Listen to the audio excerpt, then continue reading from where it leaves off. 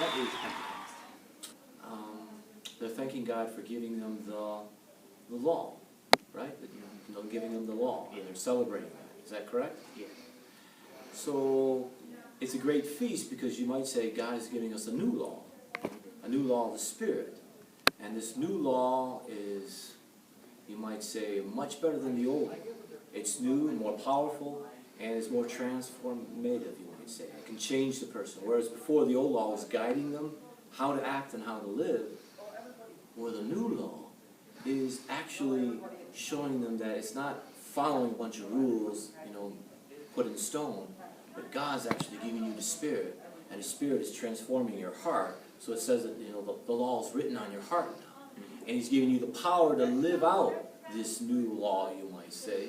Whereas the Old Testament, they didn't have the power to live out the old law. So Pentecost is a great feast where the Holy Spirit fell upon all the apostles and gave them the power to live out this new life that Jesus was showing them how to live.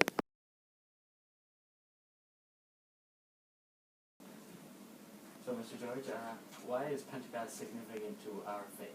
Alex, I'd say two things. First thing about Pentecost, something Jesus says before He ascends back into heaven. He says to His disciples, "It is better for you that I go." And that's usually interpreted as meaning when He leaves, when He goes back to heaven, when He ascends back to the Father, that what His plan is to send the Holy Spirit to give the church identity, to give the church life, to give the church enthusiasm, really to give the church its mission. So first of all, I'd say the first point of significance is that when Christ leaves, when He ascends, and when He sends the Holy Spirit, He gives us the energy, the love, the desire, the grace through the Holy Spirit to be the Christians which He calls us to be. The second thing I'd say, and a typical interpretation of something that happens at Pentecost, is after in the Old Testament the Tower of Babel is created early on in the early chapters of Genesis. It says to us that God confuses the language of these men who are trying to build this monument, trying to build this tower, this trophy to their own excellence, this tower really of ambition and of pride. One of the things that we hear at the Feast of Pentecost is that the exact opposite thing happens, and it's usually seen as a reversal of that Old Testament event.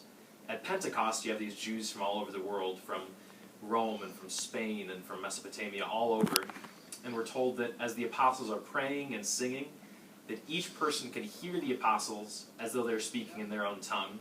Like a contemporary equivalent would be if all the Frenchmen heard them speaking French and all the Spaniards in Spanish and all the Germans in German.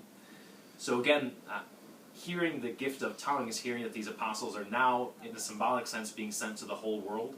They're called now to preach in every tongue, to preach to every people, to go to every corner of the world, would really be the second half of the significance. First, that Jesus sends the Holy Spirit for strength, for grace, for transformation, for identity, for mission.